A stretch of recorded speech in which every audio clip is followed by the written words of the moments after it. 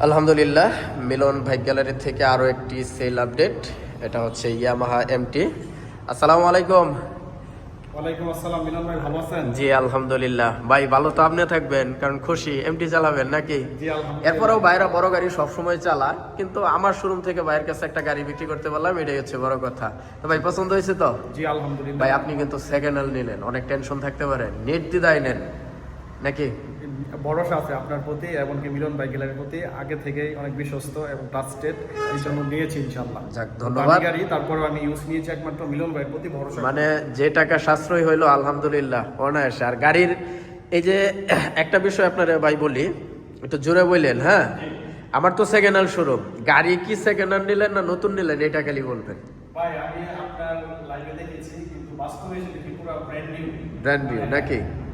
মানে আছে তো একটা, আসলে আমরাও তো গাড়ি কিনি, দেখা যায় এখানে একটা দাগ বড় রইলো, কিছু করার নাই, সেকেন্ড হ্যান্ড মাইনে নিতে হবে এটাই। কিন্তু গাড়িটা এত কন্ডিশন, আসলে কি বলবো, এই যে স্টিকার গুলা এখনো উঠছে না, এই একটা চাকার রং গুলা রয়েছে, তারপরে এই যে নাট গুলা এখন পর্যন্ত কি বলবো, এর সামনে তো দেখলে বুঝতেই পারতেছেন। ভাই সব মিলায় চয়েস হয়েছে তো, পছন্দ হয়েছে তো? হ্যাপি। হ্যাপি।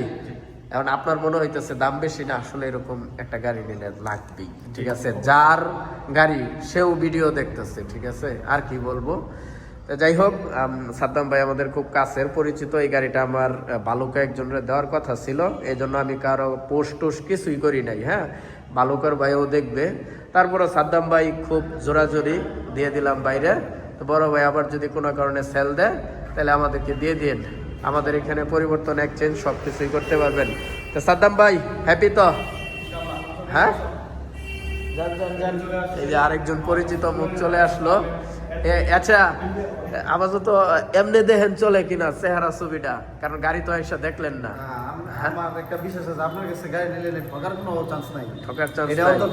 অন্তত আমি বিশ্বাসী। যাক ধন্যবাদ।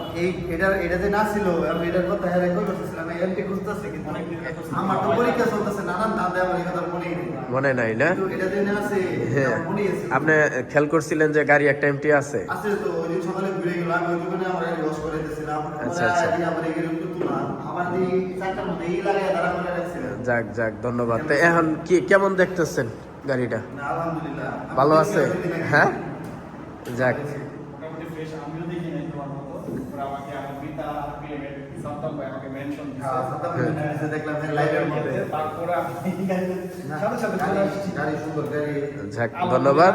তবে এখন বের করবেন, পরবর্তীতে আমরা বাকি আলোচনা করব, ঠিক আছে? ওকে, বের করেন।